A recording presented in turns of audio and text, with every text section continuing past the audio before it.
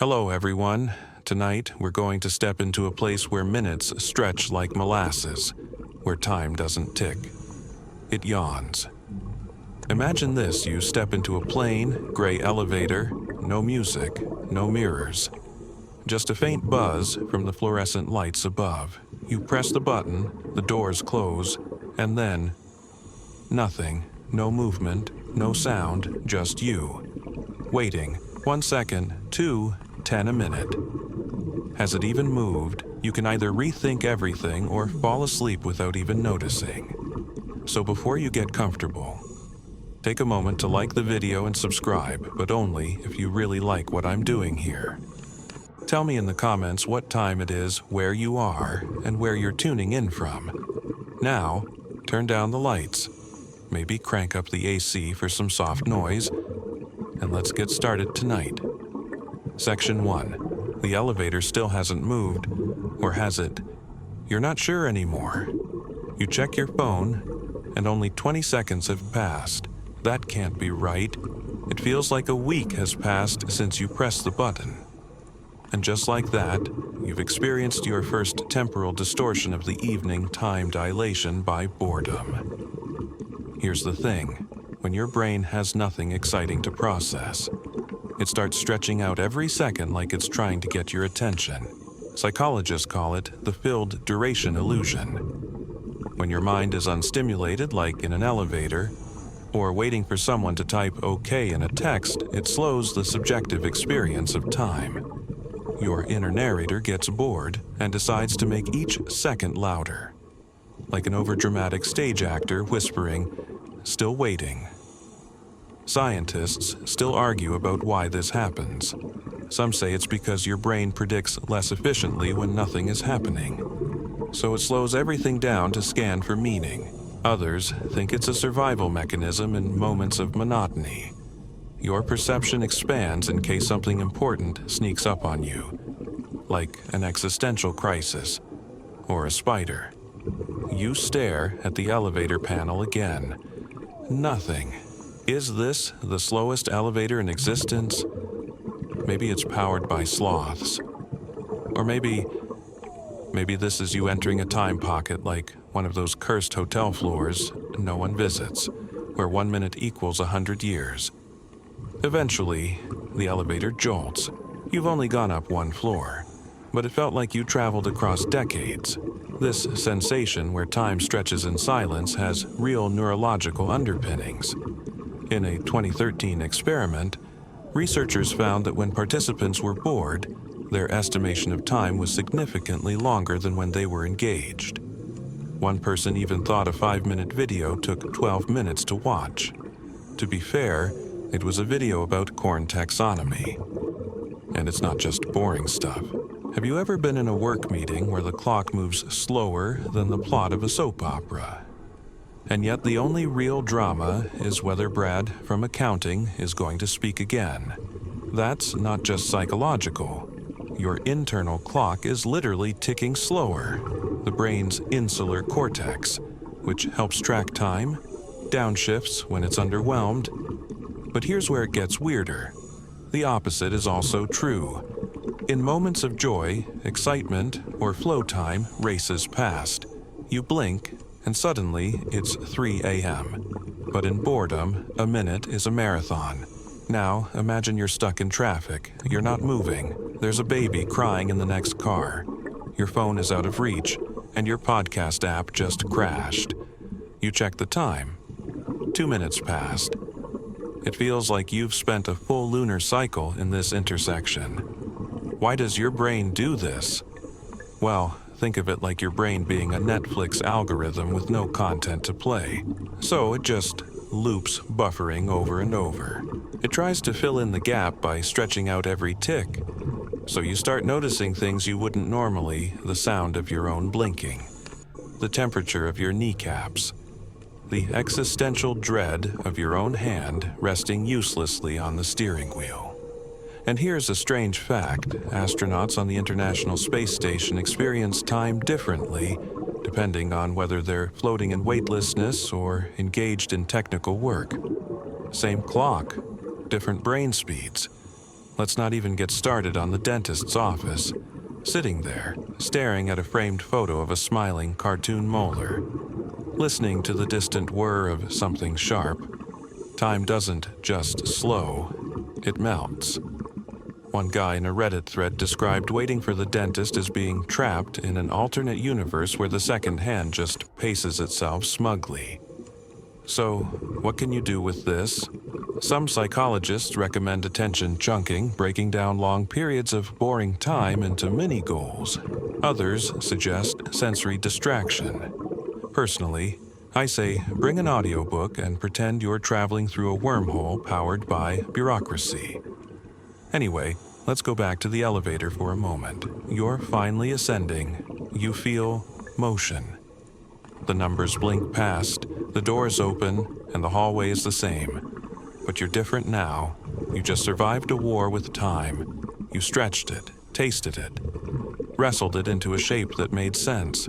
And maybe this is how time works all the time. Maybe what we call reality is just whatever the brain says it feels like. Maybe clocks are just overly confident furniture. And as you step out into that hallway and walk slowly down the carpeted floor, you realize you've started to notice it. Time isn't ticking, it's breathing. Section 2. The microwave says 20 seconds, that's it. 20 seconds left until your leftovers are warm, your stomach is happy, and the universe is back in balance. But it doesn't feel like 20 seconds. It feels like you've aged. Your feet shift. You tap the counter. You open the fridge just to look at the orange juice. And when you glance back 12 seconds, 12, time has entered a slow, sticky zone. Welcome to the world of anticipation, time distortion. You know this feeling. Waiting for food. Waiting for a response. Waiting for someone to text on my way, even though they said it 10 minutes ago. The seconds expand, refusing to cooperate with your expectations. This isn't a coincidence. It's your brain reacting to dopaminergic delay, which sounds like a medical condition, but really just means your reward system is on high alert. Here's the science part, soft and sleepy. When you anticipate a reward, your brain releases dopamine in the striatum. This area is involved in motivation, pleasure, and you guessed it, time perception. The more dopamine floods in, the more the brain enters a state of, are we there yet? This eagerness stretches your sense of time. The closer you are to the prize, the longer it seems to take. Psychologists still argue about how exactly this works. Some suggest it's a kind of subjective friction, where the desire creates resistance against the flow of time. Others think it's tied to your brain's attempt to simulate the reward prematurely, like mentally biting into the sandwich before it's even out of the microwave. Let's return to the countdown. 6 seconds. You swear it was 5 seconds ago when it said 6, but nope, still 6. You start to feel like the microwave is judging you. It's just sitting there, humming in smug, radioactive superiority. Who does it think it is? A fun and true story. In 2006, a team of researchers ran an experiment where participants had to wait for a light to flash in exchange for a reward. People who were most excited about the reward overestimated how long they had been waiting, sometimes by double. One participant even said, "I swear that light forgot about me." You know who doesn't struggle with this? Cats. Cats are time nihilists. They expect nothing. They stare into the void of the microwave without flinching. You, on the other hand, have a brain that's evolved to crave closure, resolution, and tacos. But don't worry, it's not your fault. Human brains are terrible at linear time. You exist in felt time, not clock time. The more attention you give to an upcoming event, the more cognitive energy you pour into it, and the more distorted it gets. Think about weddings, or vacation countdowns, or waiting for your crush to text back after you sent LOL, that's wild. You check your phone, and it's only been 15 seconds, 15 cruel, echoing seconds. Let's take another example, concert ticket sales.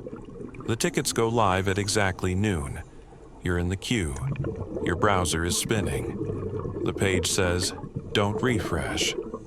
Your entire nervous system is now tuned to a single web page. This is the apex of temporal anxiety.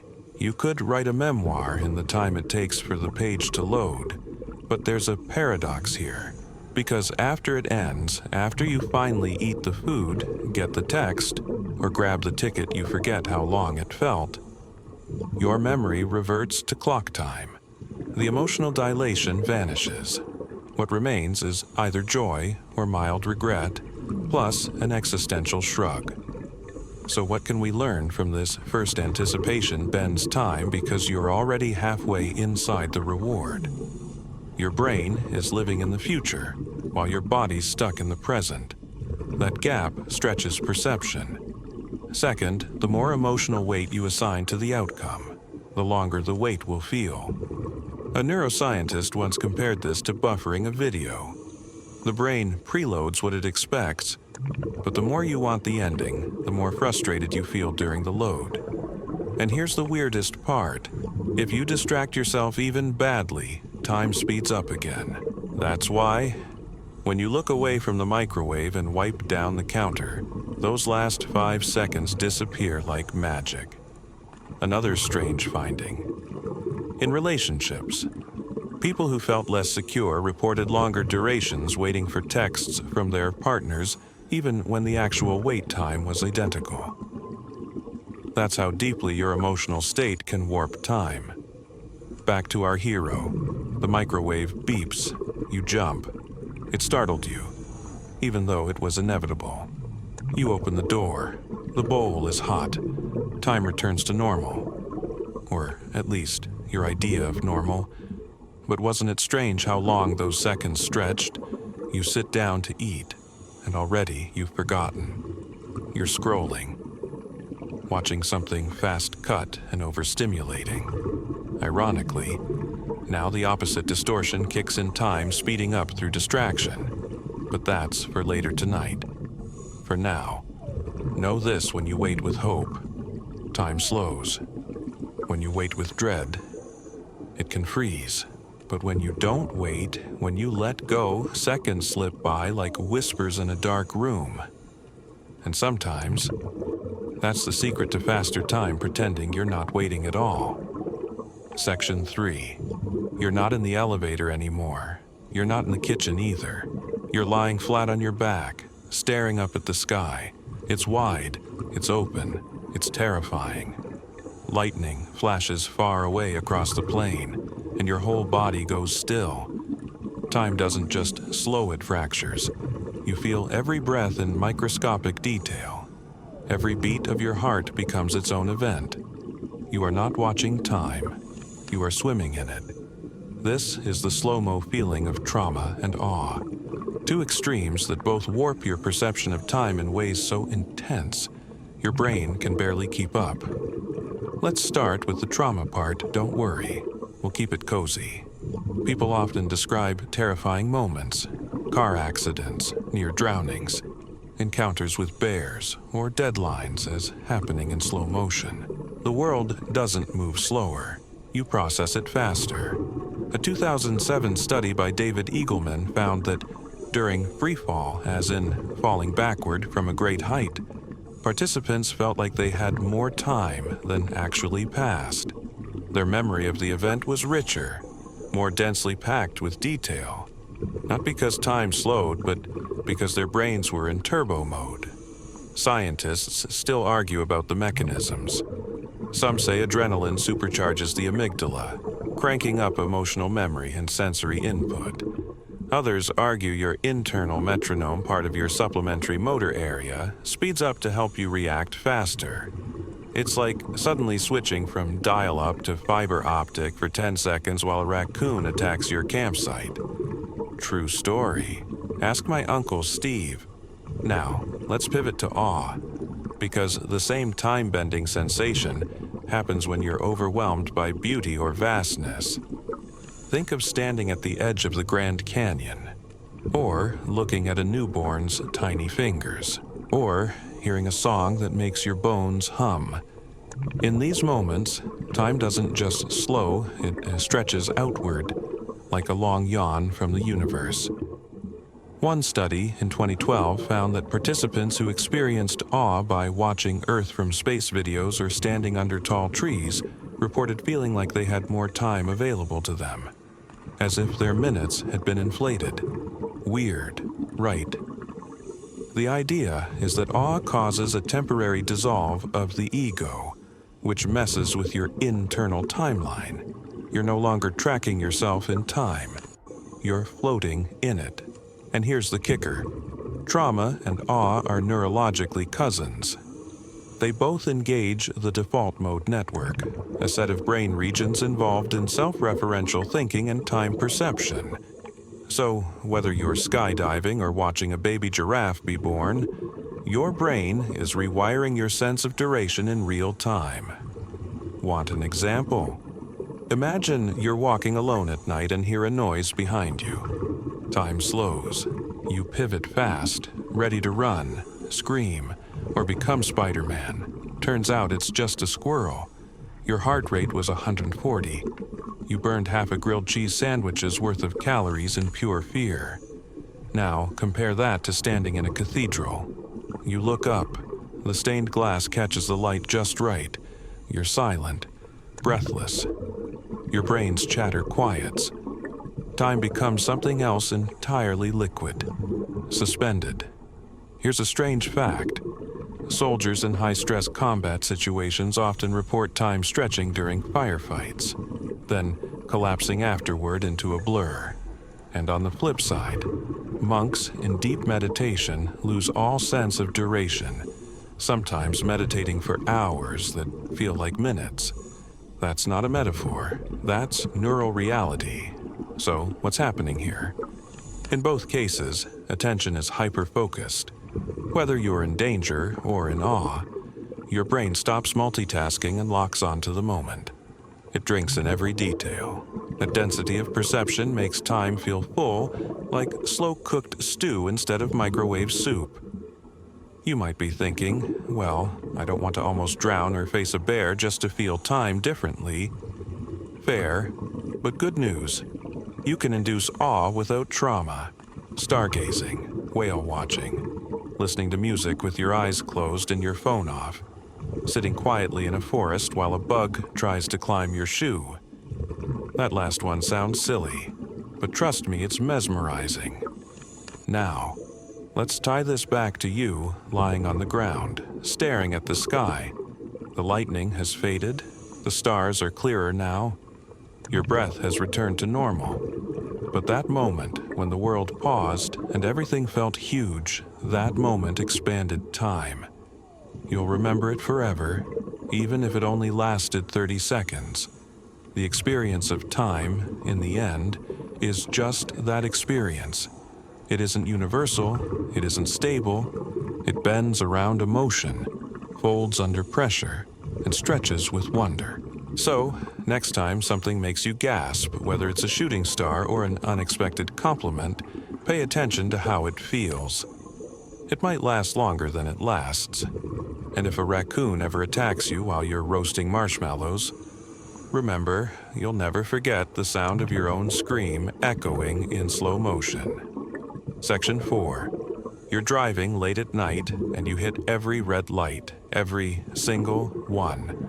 But it's not just annoying, it feels eternal.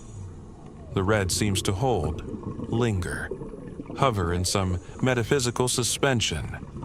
You glance at the traffic light, you stare, and then something weird happens. For a second, it almost jumps from red to green, as if skipping a beat. You blink. Did time just skip, or did your brain just glitch? Welcome to the strange little phenomenon called chronostasis, also known as the stopped clock illusion. It's a psychological trick where, for a brief moment, time seems to freeze just after you shift your gaze. Here's the definition. Gently unfolded chronostasis is your brain's way of smoothing over the delay when switching visual attention from one point to another. So, When you flick your eyes to a clock or to a traffic light, your brain fills in the gap by stretching the first thing you see, making it feel longer than it really is. You might have noticed it with clocks. You glance up, and the second hand looks frozen, but then it ticks again, suddenly alive. Scientists still argue about the cause, but the leading theory is this: your brain edits your perception retroactively, like a lazy film editor patching in footage after the fact. It fills in a blank spot in your awareness by copying and pasting a little too much stillness. Now, back to the red light. You're staring at it. Right. Counting seconds like they owe you money. But the longer you stare, the longer it seems to last. This isn't just you being impatient.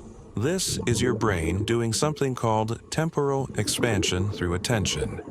Basically, the more attention you focus on time itself, the more it bends out of shape. Weird fact, researchers have found that athletes, especially tennis players, can manipulate their time perception under pressure. In a study, top-level players reported feeling like the ball moved more slowly when they were in the zone. Their brains weren't just reacting faster, they were perceiving time differently. On the flip side, when you're trapped at a red light or stuck in a Zoom call about quarterly earnings, the moment gets longer, not because of danger or excitement, but because you're hyper-aware of your waiting. You're mentally tapping the clock, and that turns every second into a sentence. There's also something called the oddball effect.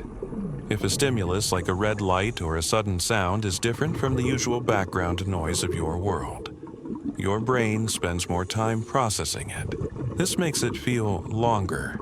That's why a flashing siren seems to scream in slow motion, or why your phone ringing unexpectedly feels like a minute long interruption, even if it's only 2 seconds. Let's take it further. Picture this: you're at a pedestrian crossing. You press the button, it says wait, so you wait, and eventually you wonder, did I break the button? Did it even register my touch?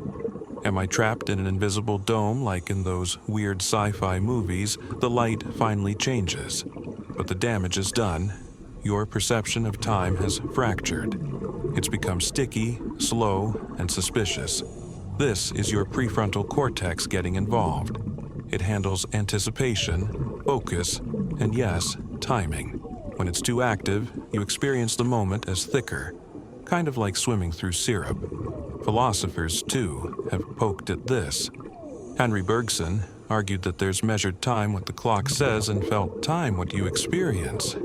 Measured time is cold and indifferent. Felt time is messy, emotional, and occasionally hilarious. Like when you accidentally think a meeting is over, but it's only the halfway point. Or when your food delivery says arriving in 3 minutes and stays that way for 20. So, what can we do about it? Trick number 1, don't stare at the clock. Seriously, don't do it. The more you focus on the passage of time, the more warped it becomes. Instead, let your mind drift. Listen to music, look around, count 5 smells in the air, anything but the seconds. Trick number 2, move your eyes. Rapid eye movements break up chronostasis. It's like shaking up a snow globe of your awareness. You return to the moment fresh, with a little more flow and a little less freeze. One last story before we drift on. A man once reported feeling like time stopped completely every time he looked at the oven clock in his grandmother's kitchen. It turned out the clock was broken, but he didn't realize that for 3 days. He just thought he was having profound moments. Sometimes the glitch isn't in your brain. Sometimes it's in the appliance. So, the next time you feel stuck waiting for the red light, or the meeting to end, or the kettle to boil, just know your brain is messing with the film reel. You're not crazy. You're just a time traveler who misplaced the manual. And if that traffic light still won't turn green, maybe, just maybe, you've exited the timeline entirely. In which case, congratulations. You're free. Section 5. You blink, and the world is already happening. The glass slips from your hand, and you see it shatter before you feel the fall. Someone calls your name, and it seems like you heard it before they even finished speaking. Here's the twist: you're always a little late to your own life. It's not poetic, it's neurological. Your brain lags behind reality by about 80 milliseconds. That's right. You are living your entire existence in the past, a small sliver behind the now. Let's unwrap that softly. There's a concept called the perceptual present. Your brain takes in information: sight, sound, touch, and then it processes it into a cohesive moment. But each of those inputs arrives at different speeds. Sound reaches the brain faster than light, but vision takes more processing. To sync everything into one fluid experience, your brain waits just a tiny bit, those crucial 80 milliseconds, before letting you consciously perceive it. So, technically, what you feel as now is a tiny delay, a recap, a highlight reel. It's like your brain is producing a live sports broadcast with a built-in delay to bleep out any surprises, except there's no censorship. Just a smooth illusion of the present. You're not behind reality, you're buffered from it. Scientists still argue about how the brain pulls this off. One theory comes from neuroscientist Benjamin Libet, who found in the 1980s that brain activity to initiate an action starts before you consciously decide to act. This led to the much maligned idea that free will might be an afterthought. Don't worry, we'll return to free will later, like a bad plot twist. Now, let's add another twist. This delay is invisible until you notice it. You're not watching reality, you're watching a heavily edited version, curated by neurons with a taste for drama. Here's a weird experiment. Try tapping your finger and watching it in a mirror. Sometimes, it seems like your finger moves a split second before you feel yourself deciding to tap. That's not you becoming psychic. That's just the latency revealing itself. Another fun one. Think of those moments when you realize someone said your name a few seconds ago in a crowded room. You weren't consciously listening, but your brain was. It had the data on standby, ready to launch into awareness, like a secret agent with a flash drive. Now let's zoom out. If you're always 80 milliseconds behind, does that mean reality is always ahead of you? Sort of. But this isn't a glitch, it's a feature. Your brain delays the now to give you a smoother, more stable experience. Without this buffer, the world would feel chaotic, jittery, overwhelming, like watching raw footage instead of a final cut. Want to know something even weirder? This delay is adjustable. Under the influence of certain drugs, during meditation, or while dreaming, your perception buffer can shrink or expand. That's why time feels liquid in dreams. There's no syncing to external events, just raw, streaming thought. In dreams, your internal timeline becomes the only timeline. Here's a funny story. A man once insisted he could dodge tennis balls by predicting their direction, milliseconds in advance, after many failed attempts and bruises. A neurologist explained he was just reacting to the early stages of movement because his brain was filtering and predicting future positions before he consciously realized it. Turns out he was less psychic, more predictive sponge. Philosophers have tangled with this idea too. Some argue that the present doesn't really exist. It's just a rolling illusion we carry with us, like a flashlight beam sweeping across the film strip of reality. You never see the full reel, just the current frame, paused long enough to make sense. So, what does this mean for you, dear sleeper? It means when you knock over your coffee, or someone startles you, or a song hits you right in the heart, you're not reacting to the moment. You're reacting to the ghost of the moment, the echo, the polished cut. But don't worry, it's not a problem. In fact, it's why you can function. This little delay gives you coherence. It's the soft blur that holds the edges together. And maybe that's the secret. Maybe life is always a little behind because our brains are doing us a favor. They're saying, hang on. Let me make this make sense. You're not late. You're not early. You're simply riding the echo, drifting on the gentle lag of consciousness. And right now, even as you lie there in bed, thinking about the idea that you're never really here when you think you are well, you're already past it. Section 6. There's a memory tucked deep in your mind, Summer. Maybe you're 6 years old, lying on the grass, the sun hot on your cheeks. You're watching clouds morph into dragons, dinosaurs, and dogs with sunglasses. That day felt endless. You remember every second the ants crawling by your arm, the way the grass itched behind your knees, the distant bark of a dog that somehow echoed in your chest. Now think of yesterday. What did you even do? This is the paradox as a child. Time moved slowly, but now it speeds by like a playlist on double speed. It's not just you, it's real. Welcome to the mystery of childhood time perception, a world where novelty stretched the seconds into whole galaxies of experience. Let's start with the science part. Gently. Your brain doesn't measure time like a stopwatch.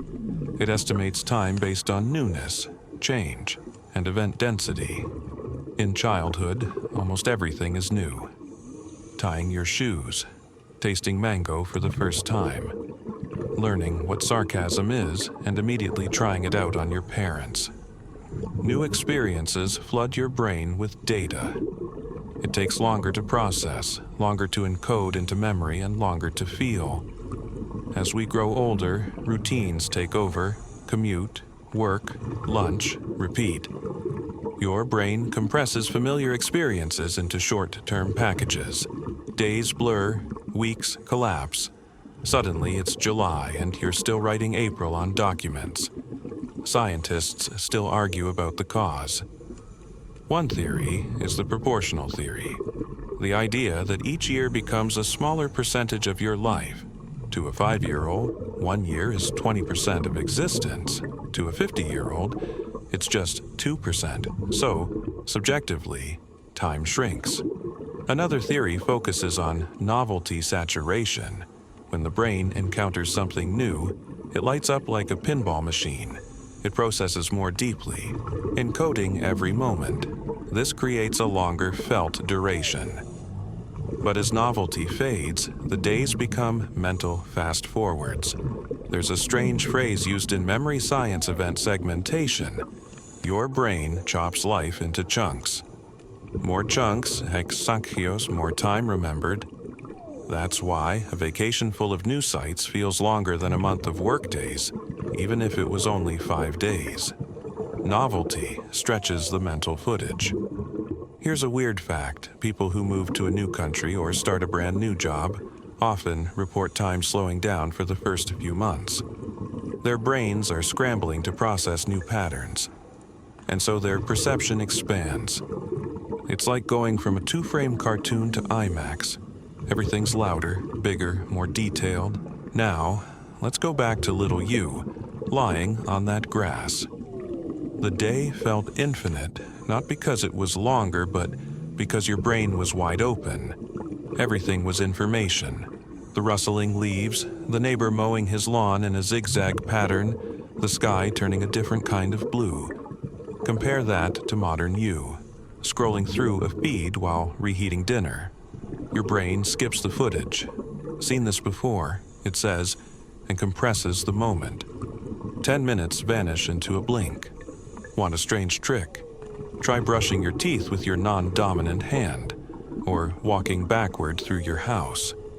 These small moments of novelty disrupt autopilot, making time feel thicker, richer. You don't need a safari to reclaim childhood time, you just need weirdness. Philosophers have weighed in here too. William James, the psychologist-philosopher hybrid we all secretly want as a podcast guest. once wrote that the days and weeks smooth themselves out in recollection, but the years grow briefer. He didn't have Instagram, but he got it. There's also this paradox: while living childhood felt slow, remembering it now makes it seem fast because it's just a handful of vivid scenes. A popsicle, a flashlight under a blanket, falling off a bike and inventing new curse words in your head. So how do you stretch time again? First, seek novelty. Not big, expensive novelty, tiny novelty. Take a new route to the grocery store. Eat dessert before dinner. Rearrange your books by color. The brain perks up, time unspools. Second, pay attention, not just to the big stuff, but the small absurd things, the way your cat sits like a loaf of bread, or how the shampoo bottle sounds hollow when it's running low. Awareness is the secret engine of slow time. And third, accept that time is elastic. You don't need to chase the past. You can still expand the now. It's never too late to lie in the grass again, even if it's metaphorical. Even if it's a cheap throw rug and a podcast playing in the background, remember, you're not losing time. You're just forgetting how to feel it. Let's fix that. One slow breath at a time. Section 7. You're flipping through old photos on your phone. A birthday, a road trip. That weird phase where you tried to make sourdough and accidentally created a new species. It all feels longer ago than it actually was. Strangely detailed, like each moment was stitched into your mind with golden thread. But if you tried to remember what you did last Tuesday, blank, vanished, like it never happened. That's because your brain doesn't remember time. It remembers events and then builds time around them. Welcome to the wonderfully flawed world of episodic memory and temporal reconstruction. Here's the soft science definition, tucked in like a blanket. Episodic memory is how your brain recalls personal experiences like a movie you star in. But unlike real movies, your memory doesn't keep track of when things happened. It just remembers what happened. The brain reconstructs the timeline based on how vivid and detailed the memory is. So when you think back to your vacation 5 years ago, walking through misty streets in Kyoto, or laughing so hard at a museum that your ribs hurt, it feels like a long, rich stretch of time because it's packed with detail. But last week's Wednesday, it was just email and leftovers, so your brain compresses it into a blip. Here's where it gets twisty, more memorable events, the illusion of longer time. So, a weekend where you went skydiving, got lost, ate something questionable, and danced in the rain will feel like it lasted forever in hindsight. But while it was happening, it probably flew by. Scientists still argue about how the brain tracks duration. One theory suggests we estimate time based on how many mental bookmarks we collect. The more bookmarks, the longer the time feels in memory. Another theory says the hippocampus, your memory's favorite bean-shaped buddy, plays a key role in organizing events but doesn't actually store timestamps. Here's a weird fact in a study where people were shown a series of images.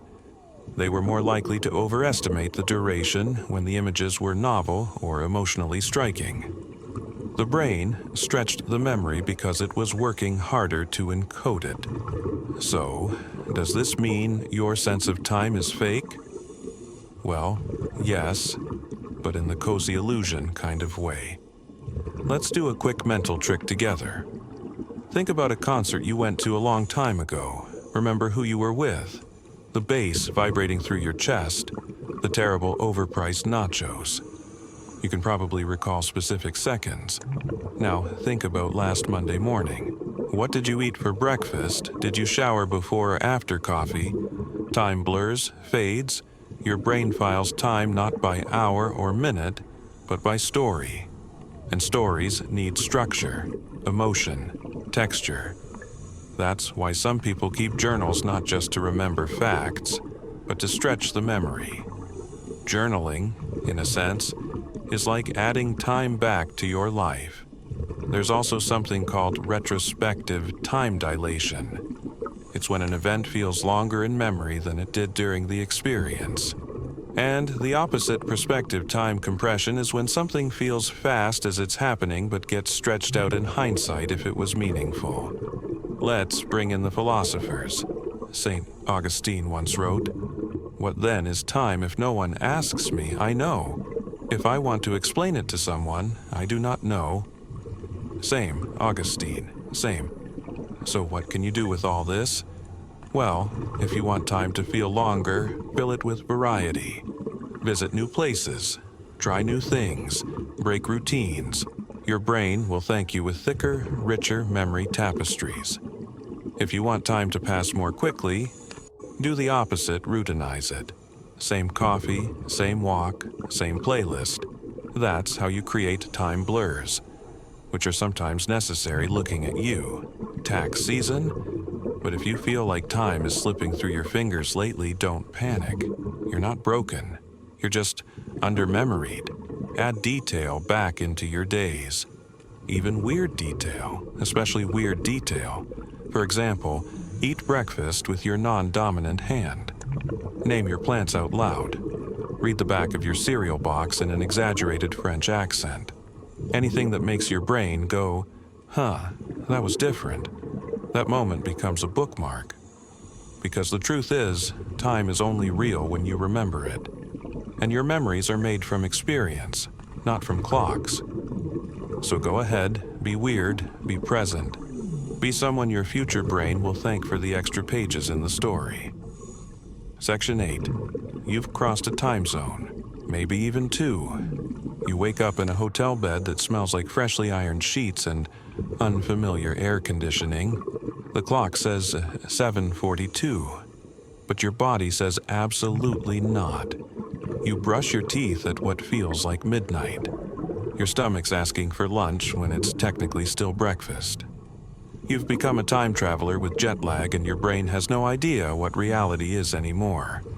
But this disorientation isn't just from airplanes. You can jet lag your mind without leaving your couch. Scroll long enough through TikToks made in 3 different continents and you'll feel it. Is it morning in New York, or late afternoon in Seoul, or existential o'clock here on my couch? Welcome to the disjointed, floating reality of temporal displacement. Let's begin. Gently, your body has an internal timekeeper called the circadian rhythm, a roughly 24-hour cycle controlled by a tiny brain region called the suprachiasmatic nucleus, located in the hypothalamus. It governs when you feel sleepy, hungry, or mentally alert. But when external cues light time zones, screen exposure disagree with this internal clock. You get the sensation of being out of sync with time itself. Scientists still argue about whether this disorientation is purely biological or partly psychological. But here's what's clear when your inner clock and your external reality are mismatched. Time perception starts to slip. You've probably felt this even without travel. Staying up too late watching an entire season of a show. And suddenly, it's 4:00 a.m. and your brain is like, cool, so what year is it? Here's a fun fact. Astronauts aboard the International Space Station experience 16 sunrises and sunsets every day. To stay sane, they operate on strict Earth-based schedules. Otherwise, their brains would untether from any meaningful time anchor. Floating in space while your mind floats through unstructured hours. Recipe for philosophical crisis. But back to you. Maybe you're not on a rocket ship. Maybe you're just trying to adjust after a weekend of sleeping in and binging conspiracy theory documentaries until 2:00 a.m. Monday arrives, you wake up early, you try to reboot your schedule, but your brain lags and your memory feels like a shuffled deck of cards. That's called social jet lag. It's when your lifestyle causes a disconnect between biological and social time. Your brain is asking for slow jazz and a dark room, but your calendar wants you sharp for a 9:00 a.m. budget review. Time becomes a negotiation you're losing. Want another example? Shift workers, nurses, security guards, overnight bakers, their circadian rhythms are constantly being jerked around like a yo-yo. Many report losing track of days entirely, experiencing a kind of permanent time fog. One bakery worker said she once ate spaghetti at 7:00 a.m. and sobbed because her brain thought it was dinner and got emotionally overwhelmed. Then there's the digital form of time jumping. When you're constantly tuned into global timelines, your sense of local now erodes. You might be physically in Vietnam, mentally in a live stream from L.A., emotionally in a tweet thread from 2012. You're not anchored, you're floating, like a piece of cosmic dust trying to find gravity. Philosophers have wondered about this too. Martin Heidegger. Yes. The very moody one suggested that time isn't just something we experience, it's something we are. When we feel out of time, we feel out of self. But don't worry, you can resync. Start by using a few basic hacks. Sunlight in the morning, even through a window, tells your body, hey, it's now. Regular meals help, too. So does cutting screens before bed. But let's be real, you're not doing that. Neither am I. The goal isn't perfection, it's awareness. Just knowing that your perception of time is off gives you some control. It lets you breathe and say, okay, I feel weird because my brain thinks I'm in another dimension, not because I'm broken. Also, power naps. Power naps are the real heroes here. 20 minutes of quiet drift can recalibrate the whole system. And if you ever feel like your memories are floating in no particular order, that's normal. When time gets warped, so does memory encoding. One study found that jet-lagged rats, yes, even rats get jet lag, had trouble forming long-term memories. They literally couldn't remember how to find cheese in the same maze they'd mastered before. So don't beat yourself up for forgetting what day it is. You're just a jet-lagged rat in the maze of life. One more thing, you don't have to travel to be temporally displaced.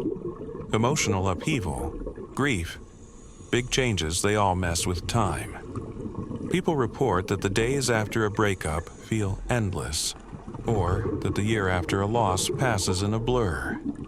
These aren't poetic exaggerations. They're cognitive distortions caused by shifts in routine, emotion, and meaning. Because time isn't just on your wrist, it's in your head. So if you wake up tomorrow and feel like you've skipped a day, a week, or even a month, take a deep breath, step outside. Look at something real. Touch a wall, smell a tangerine. Whatever it takes to remind yourself you are here now, wherever that is. Section 9. You're watching a video. It's 15 seconds long. In that time, someone goes from waking up, brushing their teeth, going to work, fighting a dragon, and becoming a life coach. You blink, and it's over. Then, the next video autoplays, then another, and another. 30 minutes have passed. You don't remember any of it, except something about a guy who thinks he can talk to mushrooms. Welcome to the dizzying digital compression of time, the hyper-fast illusion. Let's start slow. Your brain processes reality at a certain pace, call it biological real time. But now we live in an ecosystem designed to outpace that. Short-form videos, rapid edits, scrolling feeds. You're fed content faster than your prefrontal cortex can analyze it. And when that happens, your temporal resolution, your ability to track time accurately, gets flattened. This is why a single hour online can feel like 5 minutes or 5 hours. You lose track of linear time because your brain is no longer receiving consistent signals about change, duration, or even sequence. Scientists still argue about how exactly digital media warps perception. One theory is that our attentional system gets hijacked. You're jumping from one microstimulus to the next, with no transitional rest in between. In film terms, it's like watching a movie made entirely of jump cuts. The passage of time becomes fragmented, discontinuous. And here's a weird fact. Studies have shown that exposure to rapid cut media actually increases time distortion. Participants exposed to fast-paced clips underestimated how long the segment lasted compared to those who watched slower, more meditative scenes. In short, the faster the media, the shorter the memory footprint. Let's bring this into your everyday. You open your phone just for a second. You scroll past 100 faces, 12 memes, 3 political arguments, and a guy eating cereal underwater. You're emotionally affected, but temporally disoriented. What happened? Where did the hour go? What day is it? Is this still? Earth philosopher Jean Baudrillard called this kind of thing hyperreality, a condition where you start consuming simulations of experience rather than the experience itself. Time isn't just distorted, it's replaced by artificial flow. Let's go deeper when you scroll through videos. Your brain isn't building a coherent temporal model. It's just reacting. Micro bursts of dopamine, tiny spikes of interest, like standing in a room where people keep yelling random things and then leaving. Fun maybe. Grounding. Not at all. Ever notice how slow everything feels after binge-watching fast-paced content? A walk to the mailbox feels like trekking through molasses. Conversation feels sluggish. Your own thoughts seem like they're buffering. That's your baseline tempo being recalibrated. You've trained your brain to expect new stimuli every 0.7 seconds. So when that doesn't happen, your perception of time elongates not because it's longer, but because it's less crowded. Here's a fun story. One participant in a study was asked to stop using social media for a week. He reported that days felt longer, like they were stretching out like bread dough. He didn't get more done, he just felt like he existed more fully inside the day. Want to try a horrifying experiment? Take a 10-minute walk without your phone. No music, no scrolling, just you and the street sounds. You'll feel every minute like a distinct event. At first it's uncomfortable, then it becomes kind of profound. Back to your feed. What's wild is that these digital time compressions aren't inherently bad. They're efficient. They deliver information fast. They make boredom extinct. But the cost is your internal clock becoming detached from physical time. Your brain learns to equate real time with content flow, not actual minutes. And that's where the paradox kicks in. You feel like you're speeding through content, but the world around you slows down by comparison. Here's where it gets poetic. Imagine you're standing on a moving sidewalk at the airport. That's your brain on digital input. Then you step off and walk on your own again. Suddenly, everything feels slow, even though nothing changed. You just lost the artificial momentum. So, what can you do? You don't need to delete your apps. Just recalibrate occasionally. Spend an hour watching something slow. Cook a meal without background noise. Read one page of a book without checking your phone.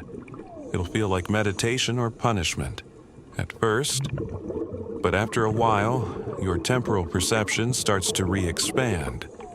Seconds become thicker. Minutes regain shape. You start to inhabit your life again. And that's what digital time compression really is, disinhabiting your own present, floating outside it, like a ghost skimming the surface of now. So next time you feel like an hour disappeared, don't panic. Just step off the moving sidewalk, take a deep breath, feel how slow the world actually moves, and remember, your brain isn't broken, it's just buffering. Section 10. It hits you mid-step, a sudden jolt, a weird echo in your brain. You look around the room, confused. Something feels off, uncannily familiar. The way that cup sits on the table, the sound of someone laughing in the next room. the shape of light on the wall. You've been here before. You know this moment, but logically you haven't. Déjà vu. That eerie, brain-bending phenomenon where time folds in on itself and leaves you wondering if you've glitched through a parallel timeline or just had one too many cold brews. Let's define it softly. Déjà vu means already seen in French. It's the uncanny experience of feeling like you've lived through a moment before, even though you know it's impossible. It's not a memory. It's not imagination. It's something else. A timing error in the machine of your mind.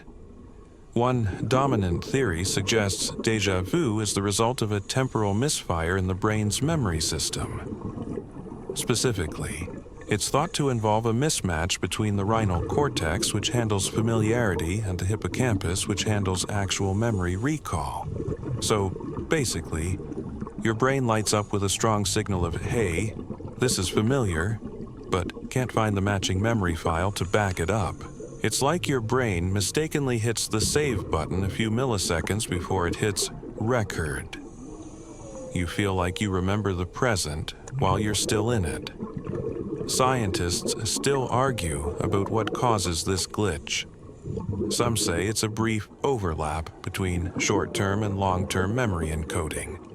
Others think it's a result of a brain hiccup during perceptual processing where your mind processes the same information twice, milliseconds apart, and the second time feels like a memory. Here's a weird fact: déjà vu is more common in people who are young, sleep-deprived, stressed, or traveling. Basically, if your brain is tired or overstimulated, it's more likely to trip over its own wiring. And if you've ever felt déjà vécu, the sense that not just the moment, but the entire sequence of events is repeating, you're not alone. That's the deluxe version of the glitch. Less common, more intense, and often accompanied by the quiet suspicion that the simulation is starting to wear thin. One guy described déjà vu as watching your life with commentary from a future version of yourself who's already seen this episode. Another said it felt like time belched. Both are technically inaccurate, but emotionally spot on. Déjà vu also has an evil twin, jamais vu, when something familiar suddenly feels alien, like forgetting your own reflection, or looking at a common word like door and thinking, that's not how that's spelled. It's your brain disconnecting from its own script. A little time loop in reverse. Now, let's add another twist. People with temporal lobe epilepsy often report intense déjà vu episodes just before a seizure. In these cases, the phenomenon isn't just a glitch, it's a warning, a temporal echo that something deeper is about to shift. But for most of us, it's harmless, strange, brief, almost poetic, like a secret message from the folds of time, a whispered, "You've been here," with no context. Philosophers, of course, have poked at this for centuries. Plato believed déjà vu was proof of reincarnation, that we've lived these moments before in other lives. Some mystics say it's your soul recognizing a predestined path. Some neuroscientists say it's your brain running a prediction model, and you just happen to stumble into a scenario that matches its forecast. Here's something beautiful. The more you notice déjà vu, the more it might happen. Awareness seems to prime the brain for more feedback loops. One study even suggested that people who are more introspective report higher rates of déjà vu, not because they experience it more, but because they recognize it when it happens. So, what can we take from this first "don't fear it"? It's not a sign of malfunction, it's a reminder that your brain is a messy, magical editor, trying to keep your experience smooth and occasionally pressing repeat for no good reason. Second, try sitting in the moment, don't brush it off. Next time déjà vu strikes, pause, feel the moment. Let yourself sit inside that strange familiarity. There's something comforting about knowing your brain occasionally surprises itself. Third, okay, maybe this is the softest part. Consider that déjà vu might be a little gift, a nudge from your subconscious, a brief folding of your timeline to remind you that life isn't just ticking forward. Sometimes it loops, sometimes it repeats, sometimes it whispers. You've been here before, even if you haven't. Section 11. You're sitting in a waiting room. No music. The magazines are 4 months old. The walls are beige, not even an interesting beige. You check your phone, 3 minutes have passed. And that can't be right, it feels like 30. You try to count the ceiling tiles and you regret everything. Time has slowed to a crawl, and the boredom is so thick you could spread it on toast. This is the dreaded, underestimated boredom time warp, when nothing's happening and it's happening forever. Let's break it down. Gently, boredom isn't just a lack of stimulation, it's a cognitive mismatch between what your brain expects and what reality offers. You want engagement, you get beige, your mental engine is revving, but there's no track. And here's the kicker, the less stimulated you are, the more time you notice. You don't feel bored when you're absorbed because your attention is occupied. But when you're bored, your attention turns on time itself, and that's when the seconds start screaming. Scientists still argue about whether boredom is a failure of attention or motivation. Some researchers define it as a desire for satisfying activity, without the ability to engage in it. Others say it's your brain punishing you for not chasing novelty. Either way, it messes with your internal clock. One 2012 study showed that people in boring conditions staring at a dot for 10 minutes, science's cruel estimated time as lasting longer than those in engaging conditions. The more bored they were, the longer it felt. One participant even said, "I think I saw eternity." Here's a weird fact. Boredom activates the default mode network, the same set of brain regions linked to self-reflection, daydreaming, and internal storytelling. That's right. The same neural network responsible for your sense of identity also makes you deeply uncomfortable when there's nothing to do. That might be why boredom feels so existential. It's not just I'm waiting, it's who am I while I'm waiting. Let's bring in a historical anecdote during long Arctic expeditions in the 1800s. Sailors would often descend into madness not from danger, but from prolonged inactivity. The endless white, the routine, the stillness. Their sense of time collapsed into a freezing blur. One journal entry simply read, "Daylight again." Maybe the same as before.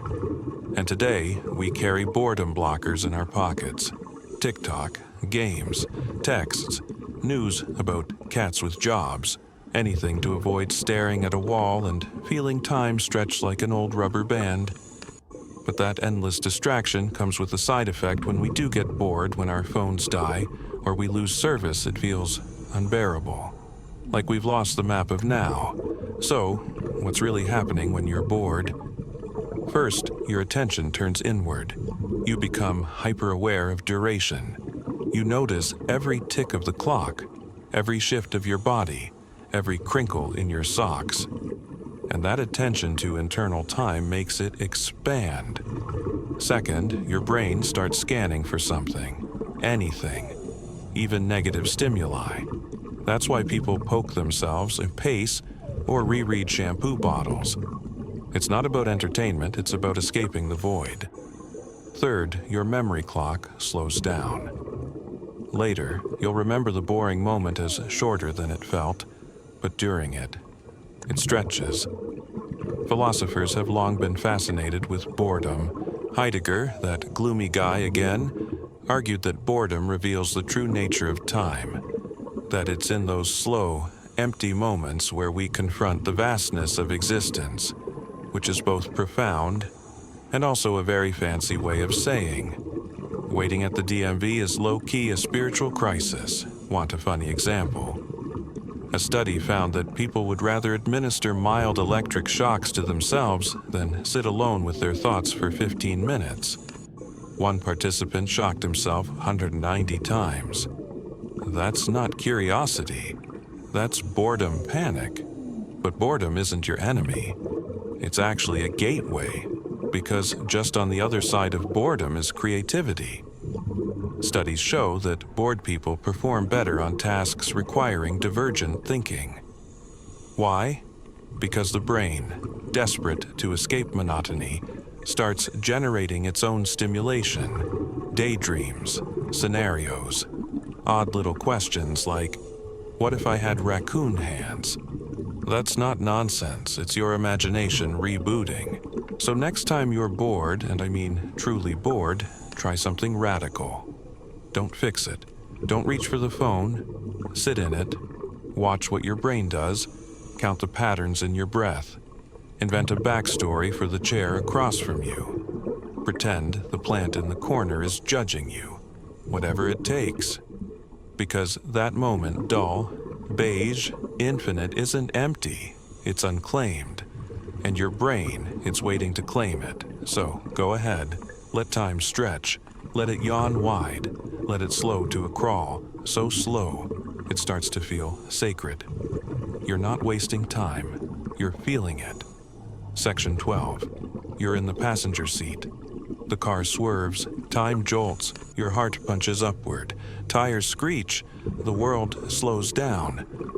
You see every tree, every leaf, every glint of light on the windshield like they're frozen in high definition. You're reacting faster than you've ever moved in your life, and still, everything feels suspended.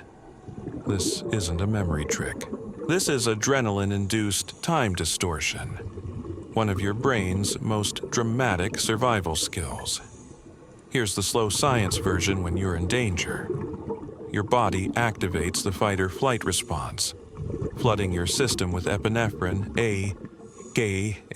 adrenaline. Your pupils dilate, your blood pumps faster, your senses sharpen, and most importantly, your brain's frame rate increases. Wait, frame rate. Yes, just like a camera can film at more frames per second for slow motion. Your brain starts taking in more snapshots of the world around you. The result, more data per second. And when your brain later looks back on the moment, it feels like it took longer, even though it didn't. Scientists still argue about whether we actually perceive more in real time, or whether we just remember it as denser and slower. But either way, it creates that classic action movie effect, time slowing down, while you react with superhero speed. One well-known experiment had participants free fall backward safely from a tower. During the fall, just a few seconds, they reported time slowing dramatically. But when asked to estimate actual duration, they weren't more accurate. It wasn't clock time that changed, it was perceived richness of the moment. Here's a weird fact. Professional athletes sometimes enter a similar state during peak performance. Baseball players say they can see the seams on a fastball. Fighters claim punches look slower.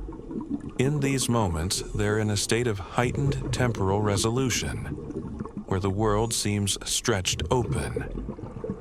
Now let's bring it down to your own life. Think of a moment when you were suddenly startled, a loud crash, a near accident, a dog barking behind you. Chances are, the first few seconds felt longer. Why? Because adrenaline isn't just about survival. It's about making time more available for decisions. Imagine your brain is like a computer in crisis mode. It diverts resources from background apps like wondering what your hair looks like and focuses all processing power on right now. But this trick isn't limited to life-threatening events. Emotional spikes, fear, shock, even extreme joy can trigger mini time distortions too.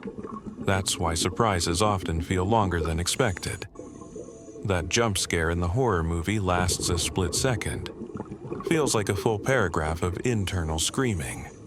Let's take a darker detour. People who've survived accidents or violence often describe the world slowing to a crawl.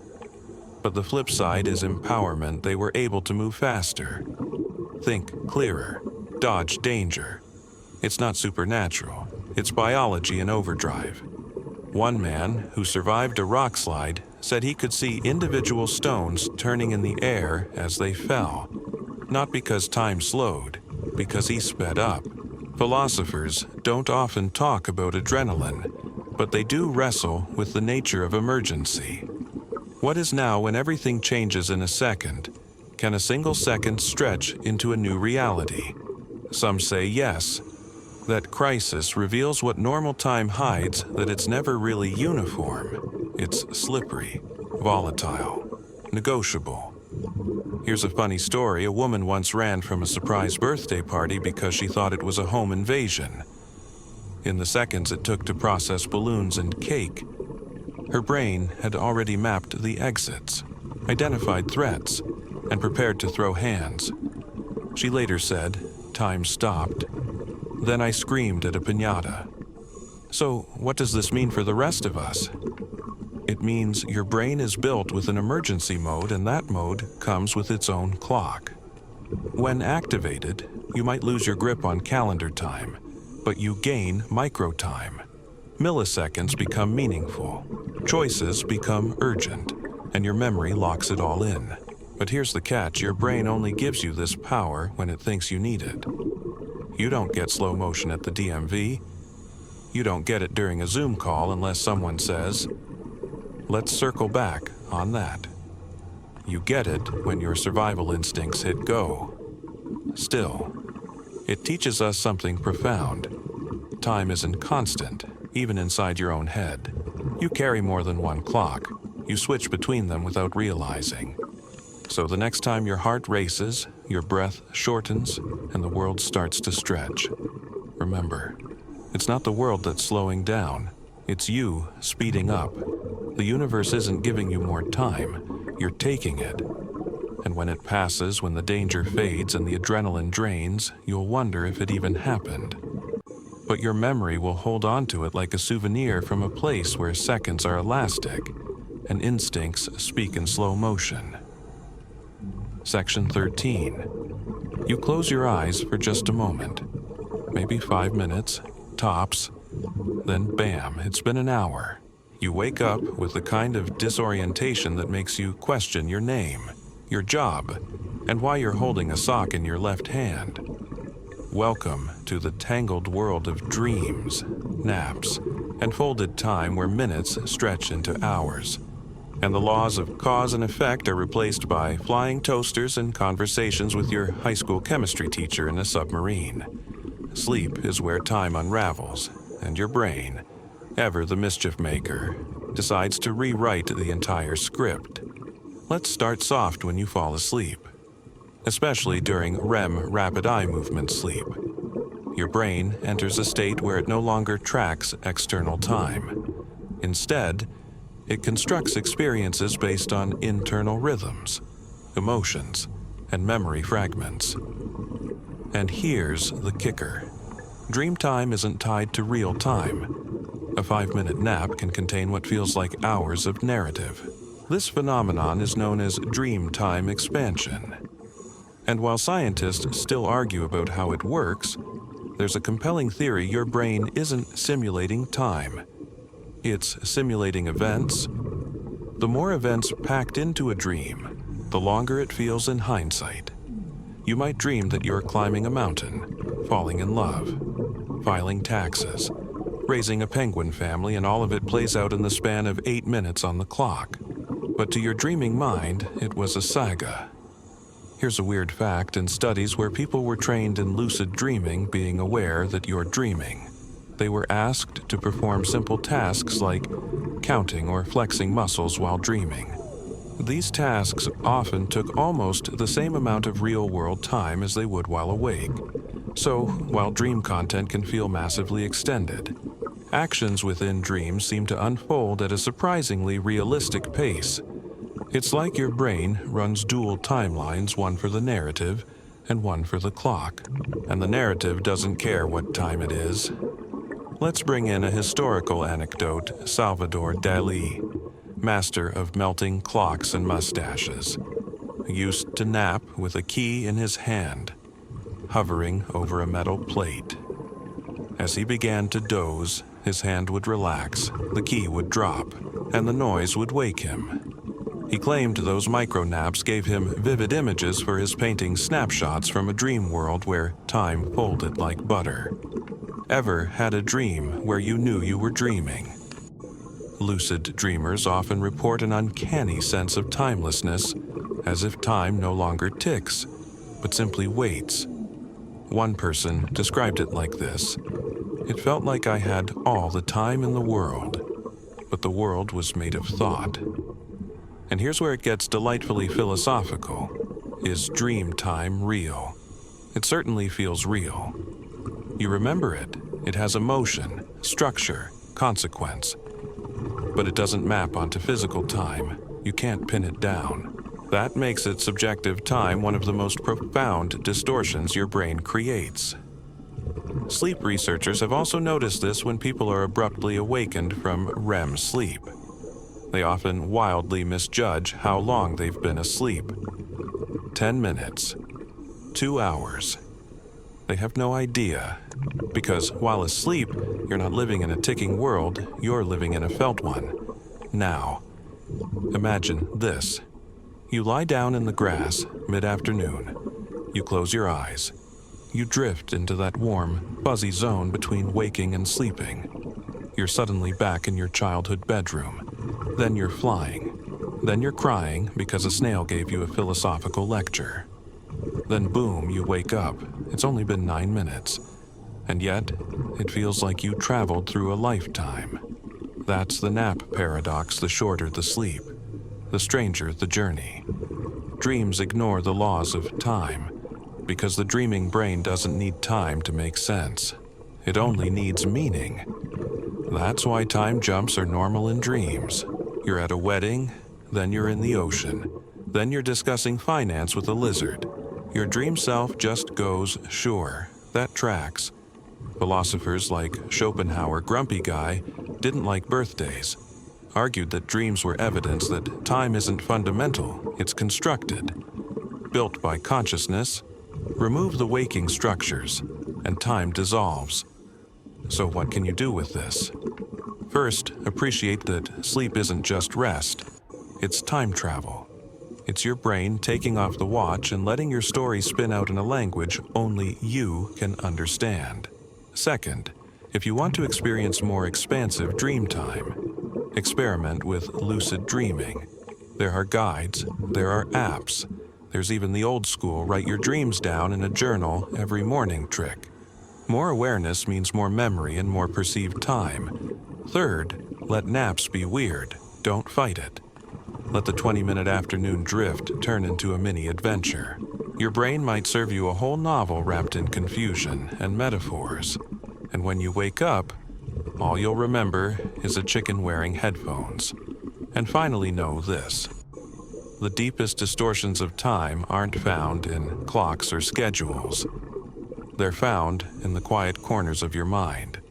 When everything goes still, when your eyes close, when your brain builds a universe in the span of a breath, you've folded time before.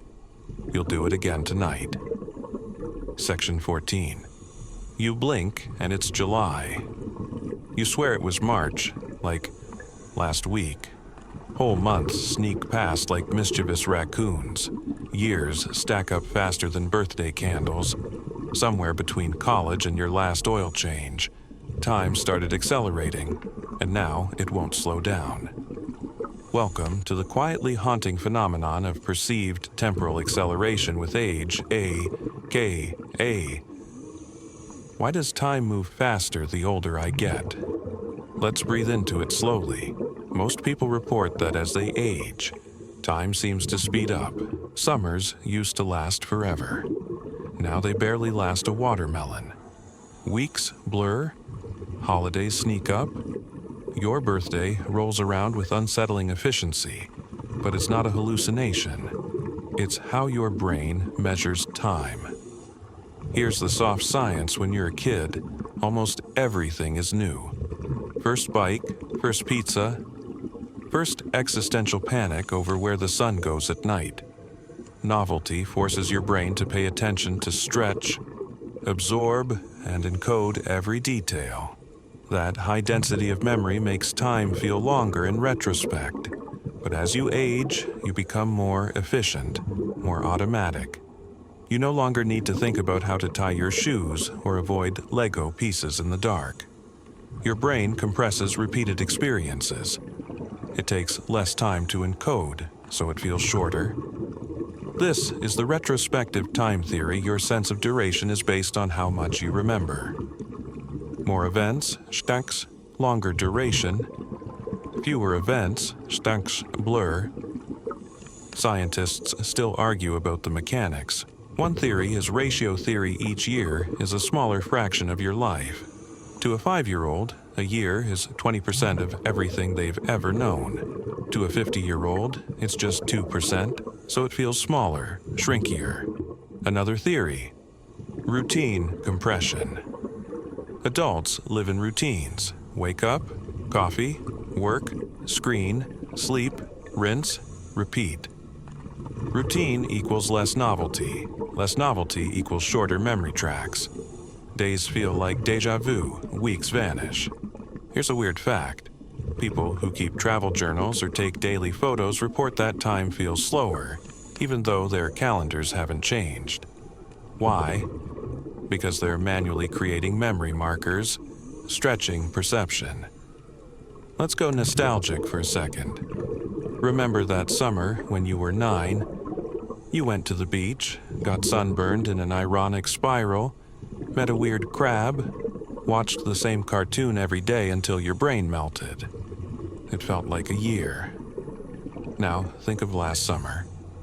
Maybe a few dinners, a wedding, a blurry montage of emails and errands, and poof, it's gone. The difference isn't time itself, it's the story density. Philosophers like Paul Janet and William James both chewed on this problem. James noted that time seems to speed up when life lacks variety. He said, "The more monotony there is in our life, the faster it passes," which, honestly, could be the tagline for adulthood. But there's good news: you can slow it down again. Step 1, inject novelty. It doesn't have to be skydiving. Rearranging your furniture counts. Learning a weird new skill counts. Even walking a different route to the grocery store can disrupt the autopilot. Step 2, pay closer attention. Mindfulness isn't just a wellness buzzword, it's a time thickener. Focusing on what you see, hear, smell, and feel in a moment gives your brain more to encode, and more encoding, slower perceived time. Step 3, record things. Not for Instagram, for you. Write 1 sentence a day in a journal. Take a picture of something random every afternoon. Name the day, anchor it. That tiny act creates a memory bead, a dot on the line. Without it, your brain skips the whole segment. Let's make it personal.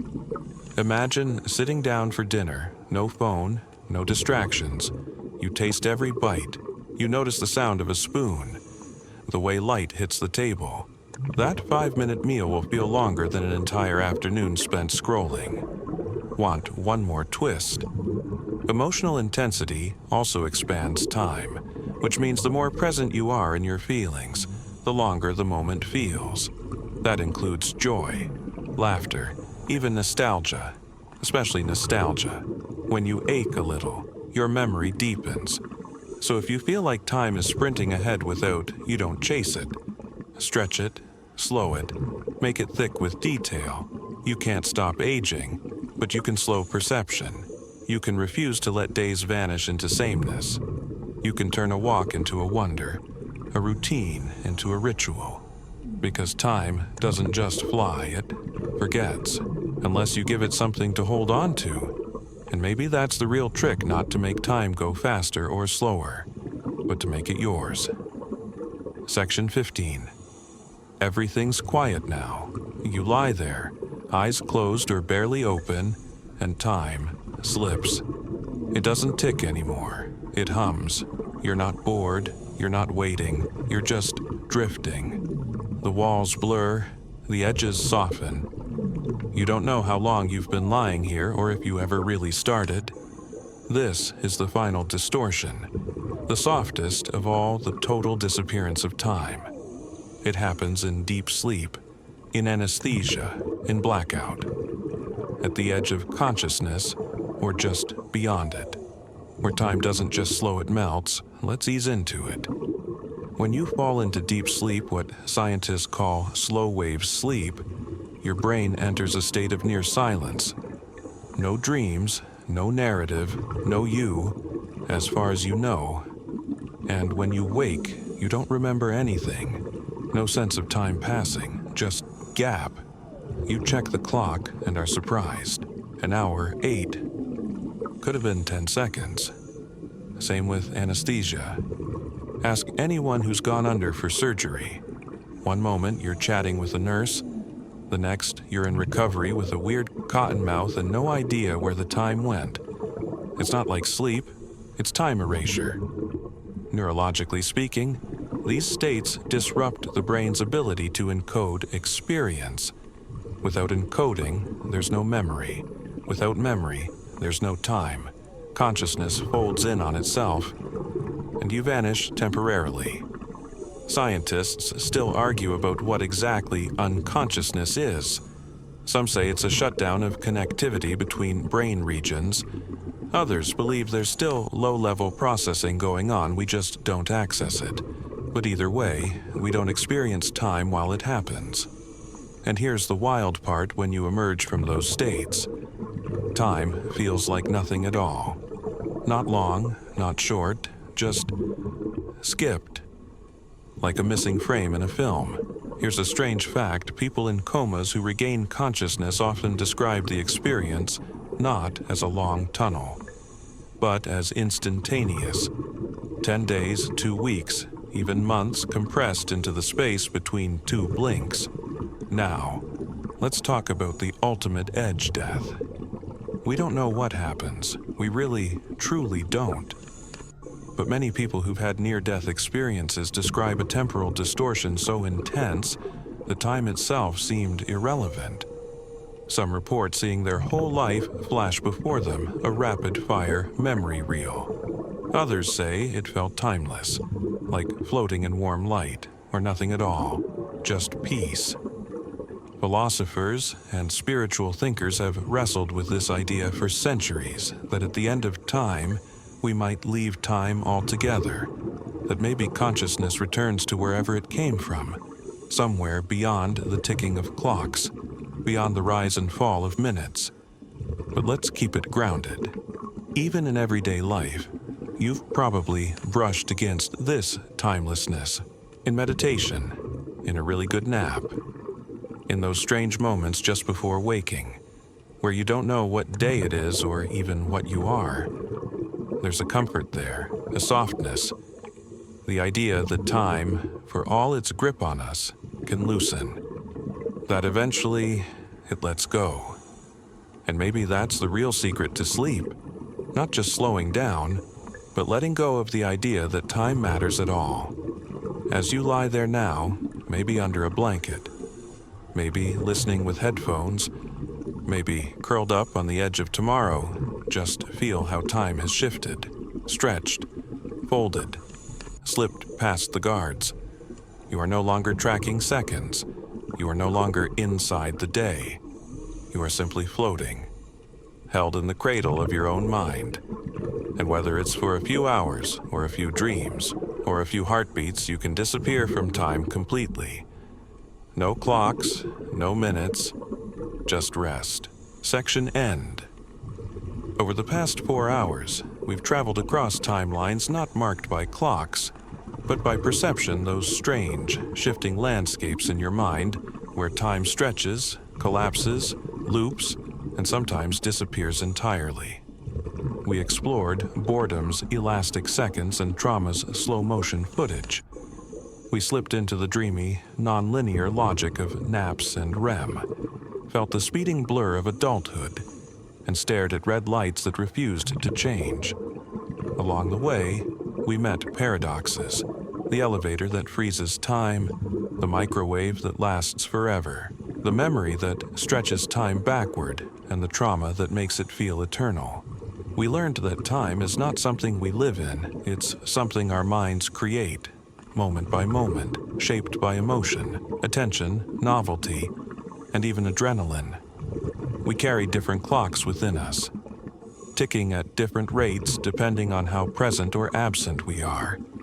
So as you drift off now, or maybe just lie still and quiet, you're not just falling asleep. You're letting time dissolve. You're returning to that hidden space behind your eyes where stories stretch and seconds vanish. You've reached the place where perception softens and time forgets itself. Good night, timeless traveler.